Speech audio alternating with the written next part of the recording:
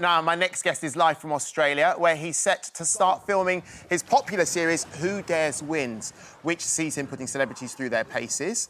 Ant Middleton joins me now from Australia. G'day, mate.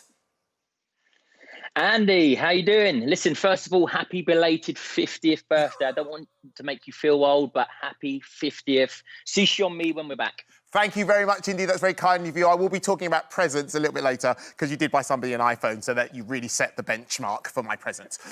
Firstly, what are you doing in Australia? It's for Who Dares Wins, but it's a celebrity version for Australian telly. Yes, it's for Channel 7 out here. We're putting a few, I think 14 to 16 Aussie celebs through their paces. It's an extended course, so it's a bit longer than the UK version, but it's definitely going to test them and give them a bit of the UK grit and determination that we have, and we're going to install that into the Aussies. Now, the interesting thing is, travelling at the moment is quite difficult. You've just completed 2 weeks in quarantine in Australia, and it wasn't easy, was it? No, we had to, as soon as we landed in Sydney, we were met by the military, went through customs. It was all quite seamless, straight onto a coach, straight into the hotel room, no key.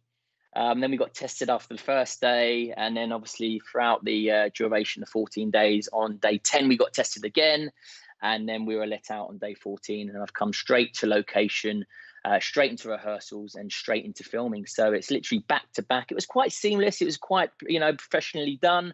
There was no drama really, but yeah, we are all COVID-free and ready to crack on. And when you say you had no key, you physically didn't leave your room for 2 weeks, which for a lot of people in this country at the moment who have been shielding, it's the same sort of thing.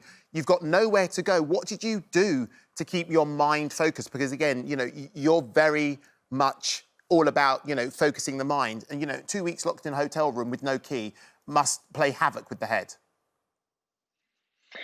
Yeah, I decided to do a few positive videos on my mindset, on what I was thinking, on how to deal with negativity, how to deal with certain questions that I was getting asked from my followers or from my fans, however you want to put it. So they kept me busy. They kept my mind activated. And I was just working out there as well. So I actually really enjoyed the rest. I thought I'd be climbing the walls, but I made most of the time, and ultimately was just getting some positive messages out there. And actually, you said you did some exercising, because I remember when I spoke to you a couple of weeks ago, I was like, oh, do you get to go to the gym? And you were like, no, the gym's in my room. You had to be very careful, because they came and gave us 3 meals a day. So in the morning, they'd knock on your door and there'd be a bag outside. You'd collect it and they'd be gone. And then, but I had to be careful not to close the door behind me, because we had no key. So the moment that door closed, you could imagine it was just like, down, would have had to snuggle around and probably have got booted out of the hotel and sent back to the UK. But yeah, it was a challenging time, but I made the most of it. Well, yeah, because even the way you're sitting right now, you've got that sort of left bicep slightly pumped, angled towards the camera. How much exercise did you do in the room? I mean, we can all do that, let's be honest. Sorry, Andy. Right, come on, mine are bigger than yours, Andy. Please. Let's not go there. Did you exercise in the room? Yes, I brought some gym equipment over. So I had resistance bands, which are, they're very light. I had a pair of parallel bars for core stability. So, yeah, I just brought my own equipment over, knowing that I was going to be obviously locked down for 2 weeks. And I just relaxed throughout the day and didn't really stress out about working out. Normally I have to fit it in my day. I'm like, well, I have to get up at 5 o'clock, or when I come home, I'm going to have to do it at 10 o'clock at night.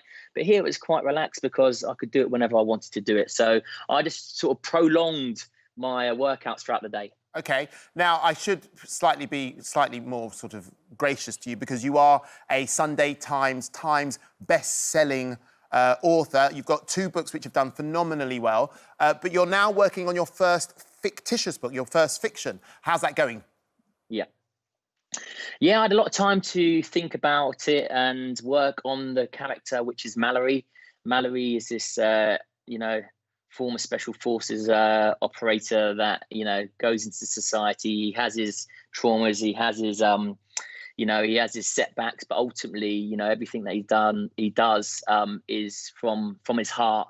You know, even though he's got a little demon inside him, he's very sort of connected, emotionally connected, and he likes to help people. So it's sort of based on myself, but with obviously a bit more oomph and a bit more of the fiction coming in. But it was great to be able to really focus on that character, to get into that mindset of that character, and ultimately bring him to life. So I'm really looking forward to the book coming out next year, the first of 2 books coming out next year, and introducing Mallory to the world. Okay, that's fiction. Fact is, now recently, this is why I talked about presents, you bought somebody a mobile phone because you accidentally broke her mobile phone. Tell me a bit about that. Mm-hmm.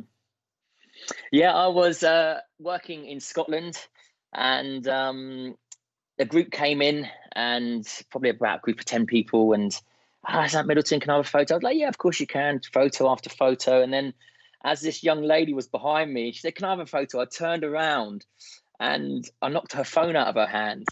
And at first I was like, you know, when it hits the ground and you think to yourself, oh my good God. And she picked the phone up and it was just absolutely destroyed.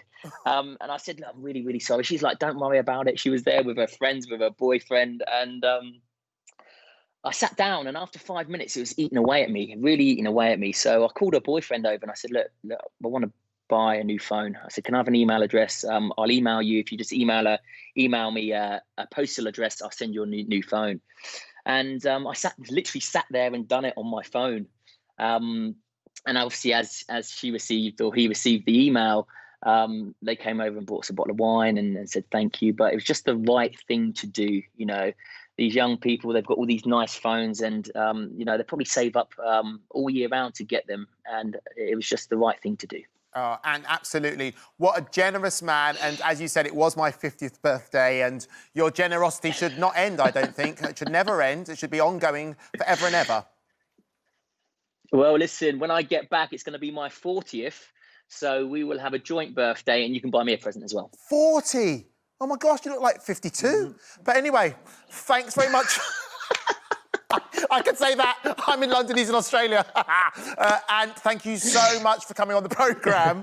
You're a star, and good luck with the series. And we look forward, hopefully Channel 4 might show that Australian series here as well. Thank you so much for coming on the show, Ant. Andi, much love and respect. Take care. I never know whether to wave on these things. Well, take care. Bye-bye then, Ant. Bye. Don't forget, you can watch full episodes of Lorraine on the ITV Hub, and all the best clips, compilations and playlists right here on our channel. Just subscribe now and you'll never miss an upload. Click here to watch another video similar to this one, or click here to head to our channel's homepage to explore all of our exciting videos.